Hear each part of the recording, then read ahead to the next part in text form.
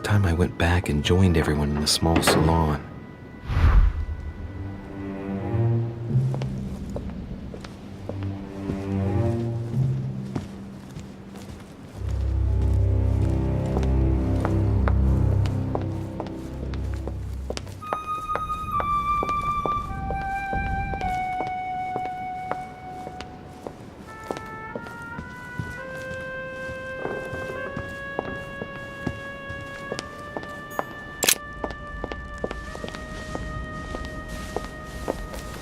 Emily, I must speak to you. What's the matter, Louis? I have news about your sister. What have you found out? Look, I've started piecing together the events leading up to my mother's disappearance and your sister's. Did my mother know about your secret? Yes, even though I belong to the English chapter, her rank in the Order gives her access to a good deal of personal information. It must have been Emma I saw in my vision. I was given to understand that my mother and your sister bonded during their stay. They kept up a secret correspondence, which makes me think they were suspicious of someone. And did you find out who it was? No, but von Wollner is mentioned. They were planning to make a quick getaway and were looking to hide something beforehand. Have you got these messages? Yes. Go ahead, take a look. I see. I must say, thanks for your honesty, Louis. Should I speak to her about my vision? If what I saw is true, she might want to take revenge. Emily, there's something else. Go on, then. It's about your sister.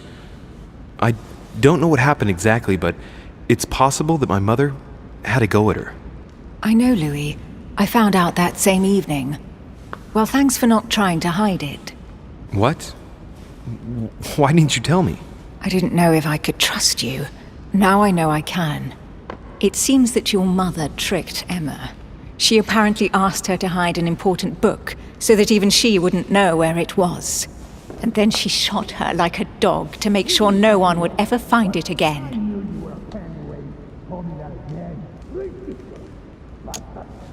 How did you find out? Sir Gregory told me on my arrival. I'm sincerely sorry, Emily. Thank you, Louis. But you do realize your mother will have to accept the consequences of her acts. There must be an explanation, Emily. That's what we shall see. Come, Louis. They're waiting for us.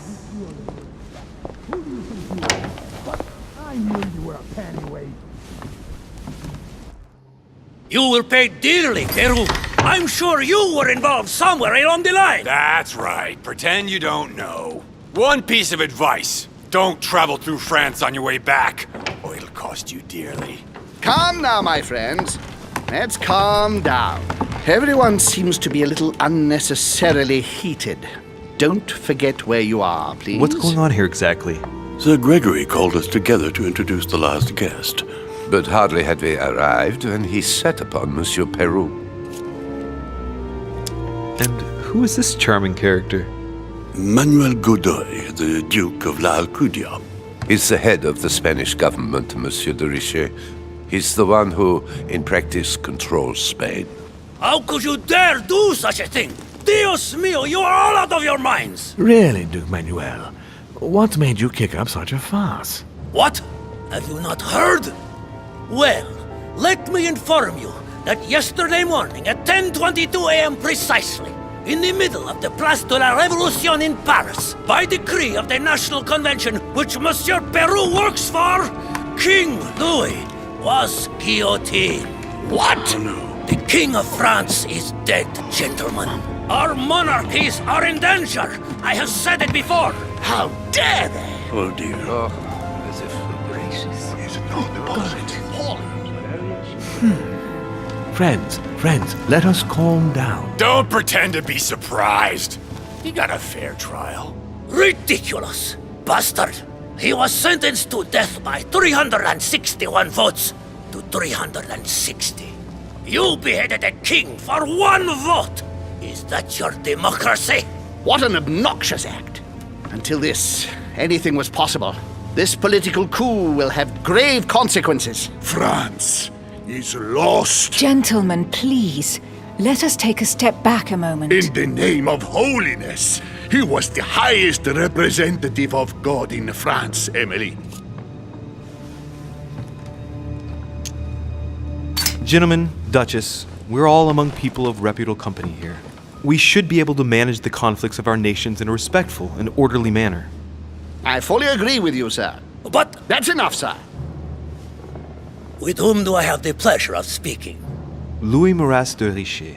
Are you related to Sarah de Richer? Sarah is his mother, Duke. Gentlemen, this news affects us all, but I must ask you to remain calm. It's not the first time history has taken us by surprise. Let's ensure that our respective countries are allowed to respond appropriately to this news. Oh, rest assured, the response will not fall short, my friend. Good for you.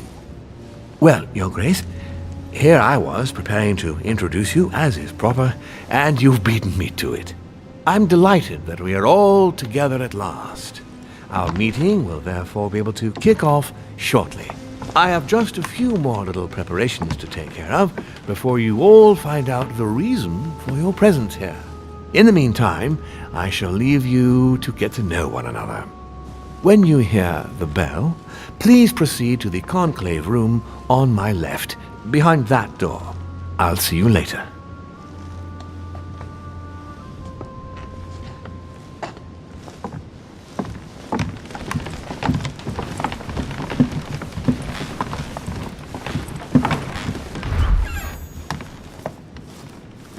Could you spare a moment, please, sir? I'm glad you asked. I want to talk to you too. Of course. I heard about your mother's disappearance. He looks concerned. I don't know why, but I doubt it's from sympathy alone. Well, let's see what he wants from me. Any news of her? Have you found her, maybe? Why?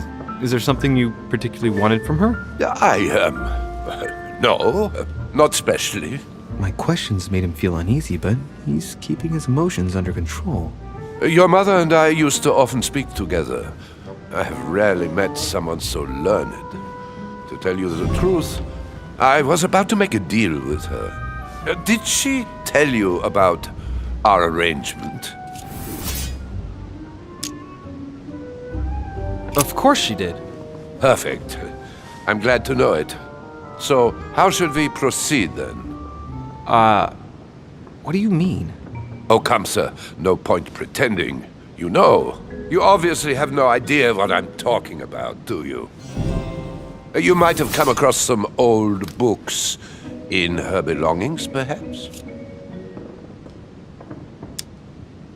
As my mother's got so many old books, I'm afraid I won't be able to... Oh, it's easy. You can't mistake this one.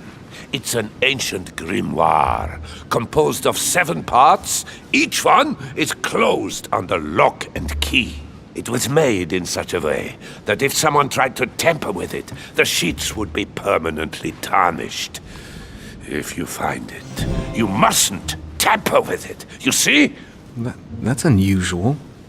Unfortunately, that doesn't ring a bell. I'll look again, but I wouldn't get my hopes up. You seem very upset. Is it so important to you, this book? Well, it's the search of a lifetime. What can I say? Every time I move closer to it, it seems to slip away at the last minute.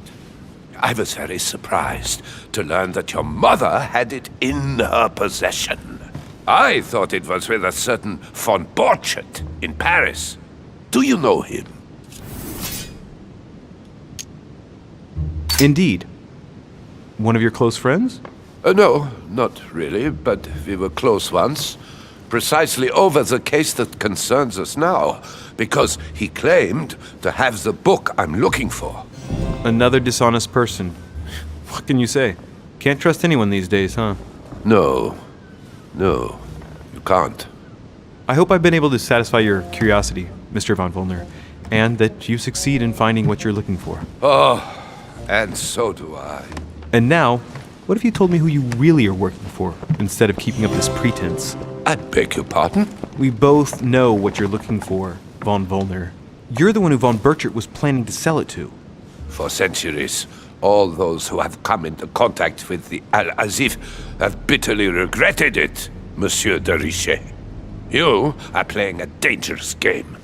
Please know that I am working for someone who does not appreciate anyone poking around in his business. Let me guess. It's Sir Gregory. Correct. You ought to know then, he is not a man who likes to be duped. You are walking on thin ice, sir. You better go and check out the painting in Lord Mortimer's study.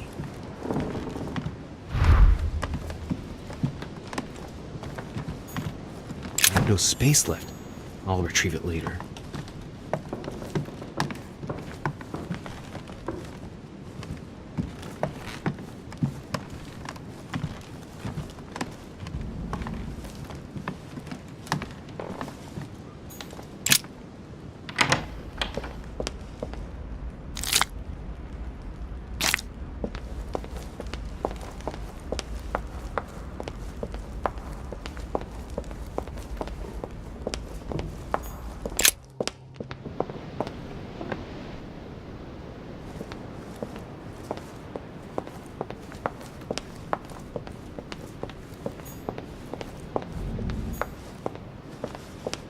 Monsieur Jacques Perru, Monsieur Napoléon Bonaparte.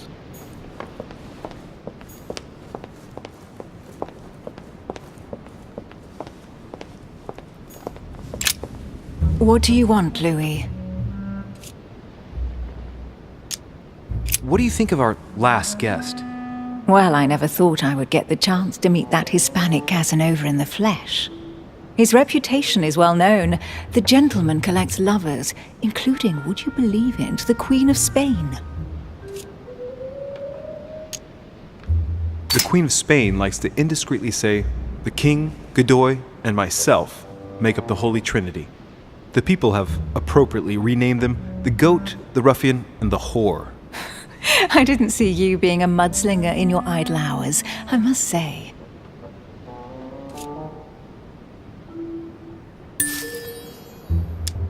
Emily, what can you tell me about the coming conference? Sir Gregory and Lord Mortimer organise this kind of high society meeting every so often in order to consider the world situation. But to what purpose? Well, by bringing together the most influential people from the dominant nations of the modern world, they allow the mighty to discuss matters with calm clarity. There are precedents of armistices being signed at the end of these talks, you know. Talking while holding a glass of brandy makes things easier. You'll see. You're leaving me? Unfortunately, I have things to do. Thank you again, madam.